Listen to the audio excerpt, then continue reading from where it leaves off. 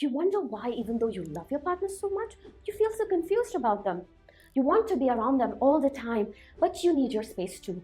If they're too clingy, you start feeling suffocated. But if they're too aloof, you start getting anxious. So what's happening here? Well, there are two fears at play here. On the one hand, you have a fear of being controlled or asphyxiated in a relationship, and on the other, there's a fear of abandonment. The fear of being controlled makes you feel suffocated in a relationship and crave individuality. The fear of abandonment, however, makes you want closeness and finality. It's getting more difficult to balance these fears now because there's a lot more focus on individuality now. Earlier, relationships were much simpler because there was a lot of power imbalance in relationships.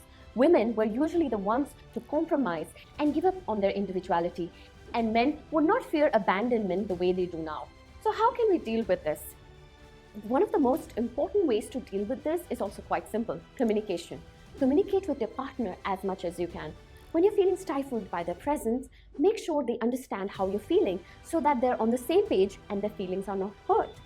Similarly, when you're craving their presence, let them know that you really need them at this point.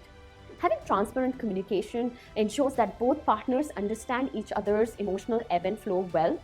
Moreover, you can also try some anchoring techniques to ground yourself when you're anxious. This way, you're less dependent on your partner.